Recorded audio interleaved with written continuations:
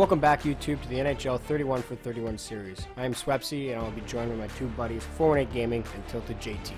In this 31 for 31 series, we will take a look at each team individually, going over last year's results, giving our thoughts on the upcoming season, and some key players that might have a breakout year. If you enjoyed the video, please hit that like button. It helps out a great deal. I'll see you out there. Yo, everybody, what's going on? This is 418 Gaming Cold Sweps and our boy TILTEDJT back with episode 3 of our 31 for 31, checking out the mighty Boston Bruins. Oh, God. Please continue. Sorry. We're going to get flagged. I got flashbacks from June. Ooh, Yeah, so the mighty so good. the mighty Boston Bruins, listen, let's just say they had a good season, finishing in the Stanley Cup Finals, coming up short against the St. Louis Blues, our boy Tilted's team. So I don't know about you guys, I absolutely hate this team, being a Leafs fan. So I'm gonna let you guys take the lead here. Well, finished with 107 points, third in the league. Thank you very much. Goals for, 259. Goals against, 215. That's good for 11th and 4th. So right behind Arizona, or right in front of Arizona, I should say, in terms of goals against, which is quite surprising. I thought Tuukka, the way he was playing last year, wouldn't have been that great, but I guess just team overall was able to keep the puck out of the net. Yeah. I hate him. Yeah. And I mean, you got to look at this team. It's the same core guys again this year. It's still the same group. And they're only getting better. Like, it's fucking weird. Normally these guys would tail off. You think they're only getting better, but Chara's not going to be the same guy that he was last year. No, Every year he comes back and he's just a little bit slower. I was thinking of Marchand, Bergeron, Krejci, Pasta, McAvoy and Krug. Those are like the kind of core guys, and Right. Chara obviously, but yeah, he's Right. Yeah. he's there defensively. He ain't putting up no numbers for you. No, definitely not. But if you're just looking at that decor as we spoke, so you got Chara on the first with McAvoy, then you got Krug, Carlo, Grzelcyk, and Clifton. Now I know Grzelcyk and Clifton, they had like a breakout in the playoffs, but that top four there, if you take out Chara, that's 3 really solid Ds, right? Yep. Which And they all most kinda NHL teams would love to have, right? No. Like, And they all kind of play that same role where, yeah, they're tough, even though Krug's not that big. They're tough, but they can also score on you. They'll put the puck in the net if you give them the opportunity. and apparently, if you piss Krug off, he'll just take his helmet off, skate down the ice, and fucking smoke you. So, home record 29-9-3, pretty fucking stellar if you ask me. Away 20-15-6. So home ice advantage for the Bruins was nice. PP was 25%. Fifth in the league.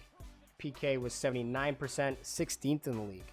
So with all those defensive heroes and good goaltending, their PK wasn't as good. Now maybe that's because their forwards are actually always trying to score on the PK. I think they actually had the second most PK goals, so goals for, so Yeah, but they put their stars on the PK, which is something not many teams do. Listen, as a Leafs fan, I watched every playoff game of that first round, and I was expecting to see the mean big bad Bruins as always. Dude, they were matching the Leafs speed. I thought the Leafs had an edge coming into that round, just speed wise. Well, I think it was game wiped out. Was it game 3 or game 4 where the Leafs won, and it was like a Game perfect 2, 3-1 win? That's it. So game 2, the Boston was hitting everything that moved, and they kind of got into the Leafs' heads a little bit. And then as of game 3 and on, all of a sudden, they changed their game plan 100%. They just switched it on a dime, and the next thing you knew, they were out skating the Leafs left and right, and winning all the battles. And dude, we just talked about 2 teams in the last episodes, that couldn't even reach the 20 goal plateau, and here you got 3 guys in the high 30s and 2 that are in the 20s. Like, they're exploding on offense. They got all the offensive tools, and then they got those gritty defensemen. So they're just an all-around solid team. One interesting stat, and I guess it's just more of a test to how great the Lightning were this year. In the month of February, Bruins played 13 games. They won 11 of them, and they lost in ground. They lost 2 points to Tampa in that month. So, even though they were an amazing team this year, like, it's hard to imagine how good Tampa was. Not that we're talking about them, but just wanted to bring it up because it's impressive. And it's important to remark, right? You got Johansson, who's now gone to Buffalo. You got Noel Achari, who's now gone to Florida. So those are two key top 6 forwards. Maybe one definitely top 6, one on the third line in Achari. But that's 2 key guys up front. And even with those 2 guys gone, you look at their start 12 up front. I would take that on my team. Oh yeah. I mean, you're looking at Bacchus, but like Bacchus, I think I can see a buyout happening in his case. Speaking of contracts, I want to speak about this because this is probably something that is the whole league should look at. Again, I don't want to draw parallels to the Leafs, but the Leafs have a bunch of guys now that are going to be making over 10 mil a year. This team, dude, you got Bacchus, cap hit 6 mil, Bergeron 6.8. Your guy Zdeno's making 5. DeBrusk is still on entry level. Krug is at 5. Marchand is at 6. Dude, Pasta's at 6.6. Like, your highest paid player is your goalie at 7. Yeah. Like, that's insane cap management. Yeah, I think that's more of a how would I say this? It's more of a culture thing. They've told their players no one's making $10 million on this team. You don't like it, you can leave. Exactly. Take less or leave. And if you but want now to leave, you leave. It's the greedy kids era where like all these new kids. So they don't have that kid that's gonna come in and say, hey, I want my 10 mil. If DeBrusk tries to take his 10 mil, Marchand's gonna Yeah, Marchand's gang beat him with pots and pans. Marchand's gonna look at him and be like, "Hey, buddy, I just scored 100 points last year. You're taking $4 million." Yeah, slap him silly. Up. Yeah, sit him down. Yeah. So I think there was a quote. Millions. I think there was a quote from Pasternak saying, "They're like, so what do you think of your contract? You're making $6 million. Other guys are making 8, 9, 10." He's like, "Where I'm from, $6 million to play hockey.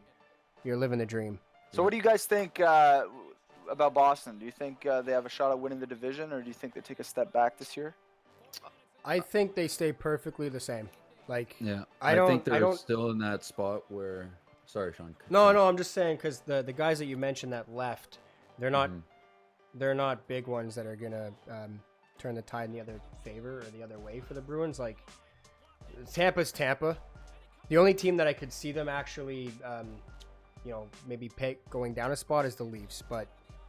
Like, either way, it's 1, 2, 3. I think in that division, it's Tampa, Bruins, Leafs, or Tampa, Leafs, Bruins. What do you guys think?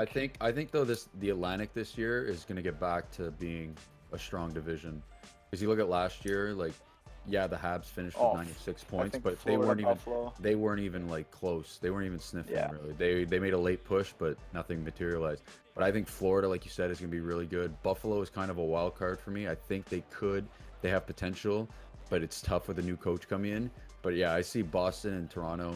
I think Tampa's again going to just run away with the division. I think Detroit is the only team that is kind of them and Ottawa, obviously. But Detroit's the only team that's early rebuild. So is Ottawa. But you look at a team like Ottawa. Even though they're in a rebuild, they're just that team where they show up to your rink on like a Thursday night, and you're like, it's Ottawa. Let's just focus on our Saturday night game. And then Ottawa comes in and they beat you 3-1.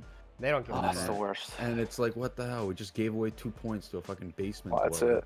And to be honest, man, Halak as their backup was pretty damn solid this year. Yeah. They have a really good goalie situation going right now. They can just play Rask 50, 55 games. Dude, they split 46-40 last year. Yeah. Almost straight down the middle. And they both had, a great amount of dubs, and Halak got 5 shutouts, Rask got 4. Yeah. Like, man, that's impressive out of your goalies, dude. The Leafs couldn't get a backup win if they sacrificed Nylander to the gods. The vets there, Bergeron, Chara, Krejci, all that. But who do you look at to really be the focal point on carrying this team or taking the next big step for the team to get them into the playoffs again? Yeah, Sean, go ahead. For me, so we kind of touched on Chara kind of taking a step back. For me, it has to be like I watched a few of the Bruins regular season games, and then I watched all their playoff games.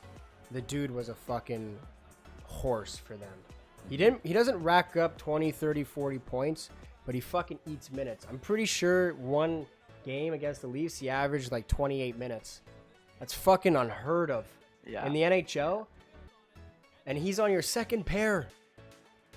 That is fucking huge. If he can ride that again through this year and at least take some load off Char and McAvoy, huge, dude. Fucking huge.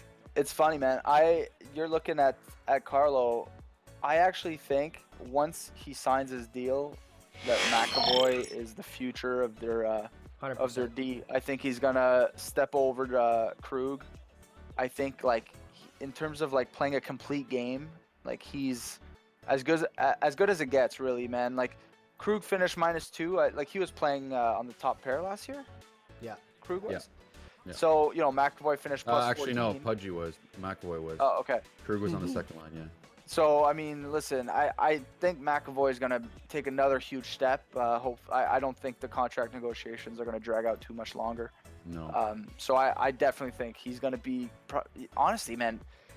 Yeah, you got Marshy and Pasternak, but I think McAvoy is gonna be kind of the future of that team. He's a well-spoken guy. He might get the C when the big boys are gone, man. I think he has a better shot at getting the C than a guy like Marchand does or a guy like Pasternak does. Just by the way he kind of, holds his chest out when he speaks, and he's a very well-spoken dude. So I could see that happening for sure. Yeah. I think for me, you look at a guy like Jake DeBrusk. He scored 27 last year. Huge numbers for a guy in his second year. But I think he scored 27, but he only had 15 apples. I think he's got to bring up that point total a little bit, especially if we're looking at that top line. If they're gonna get shut down a couple nights, he's gonna have to be the secondary scorer there and really drag the team a bit. Because there's always gonna be those nights, right, where your top guys just aren't going. All right. So before we end this episode, we want to thank our sponsor. Are you craving Chinese food? Then look no further than Wong Kok. Located in South Riding, Virginia. So if you're in the area and you want a peanut butter dumpling, maybe some soy sauce and sushi, head on over. They got it all. Where was that again? South Riding, Virginia. And the restaurant? Wong Kok. One Cock. Okay, thank you. You're welcome. I hate it. I hated every second of that. Bye. Every fucking second of that.